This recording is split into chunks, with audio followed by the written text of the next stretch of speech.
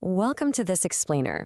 Let's be real for a second. If you've ever found the whole prospect of academic writing to be daunting or complex or just completely intimidating, well, you are definitely not alone. But today, we're going to explore a surprisingly elegant map out of all that confusion. We're digging into source material that takes the academic writing process and breaks it down into a highly structured, super systematic roadmap. So instead of dealing with an unstructured mess, we're going to see exactly how point A connects to point B to create a totally finished, polished product. You know that feeling, right? You sit down at your computer, this massive research project is looming over you, and you're just staring at that awful blinking cursor on a stark white screen. Honestly, the sheer volume of what you have to do feels like climbing Everest in flip-flops. But the framework we're unpacking today offers a real practical antidote to that overwhelm. It basically replaces all that anxiety with a clear, step-by-step path forward. Okay, let's dive into this. We're going to conquer this 8-step matrix by chunking it down into 3 logical phases: the foundation, construction, and finally, the finish. First up, the academic writing roadmap itself. Think of this overarching matrix as your personal GPS to navigate out of the wilderness of unstructured writing. As we go through this, I really want you to feel the relief in this big picture.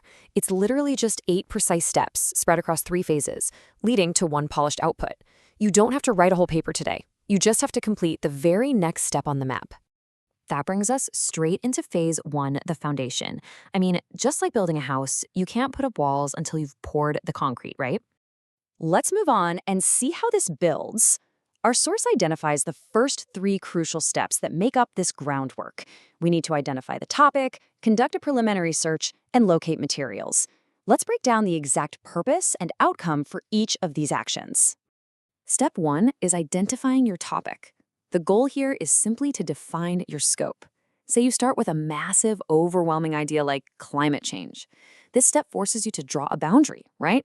You narrow it down to a specific research question, like the impact of urban heat on local bee populations. You aren't just exploring a vague idea anymore. You've got a sharp, targeted question that demands an answer. Then there's step 2, the preliminary search. Now, your purpose here is not to find every single quote you'll ever need, and definitely not to fall down some endless internet rabbit hole. It's just to survey the landscape. You are building your background knowledge so you can achieve a refined focus. It helps you see exactly where your specific argument is going to fit into the broader conversation. And this brilliantly illustrates step 3. Locate materials. With your focus refined, your purpose shifts to gathering the actual data. You're pulling the books, you're downloading the journal articles, and the outcome? You get a strong foundation of raw materials that are completely ready for construction. The groundwork is officially laid. It's a great question, isn't it? We've poured the concrete, we've gathered the timber and the bricks, meaning we have our topic and our materials. But a pile of bricks isn't a house, and a giant stack of PDFs is definitely not an academic paper. So how do we transition from preparing to write to doing the actual heavy lifting? That takes us directly into phase 2, construction. This is where the actual drafting, molding, and shaping happens. The matrix outlines the next 3 steps of our journey: evaluate sources, make notes, and write the paper. This is the core drafting journey, and the logic behind why these steps fall in this exact order is pretty incredible. Step 4, evaluate sources. You're basically stress testing your materials to ensure reliability. You're asking, wait, is this a peer-reviewed journal or just some random person's blog post? By rigorously ensuring reliability, the outcome you walk away with is credible evidence, evidence that can actually hold the weight of your arguments. Now, what's really interesting about this slide is step 5. Making notes. It sounds so simple, right? But the matrix shows its true purpose, is organizing ideas. You aren't just transcribing, you are categorizing. You're actively turning a totally chaotic pile of data and quotes into highly structured, deployable content. Which brings us to step 6, write paper. With your structured content in hand, the actual drafting begins, so you can present your findings. And because you followed the previous steps so systematically, there's a huge emotional payoff here. The paper practically writes itself. It flows logically from one point to the next, giving you the ultimate outcome of a coherent narrative.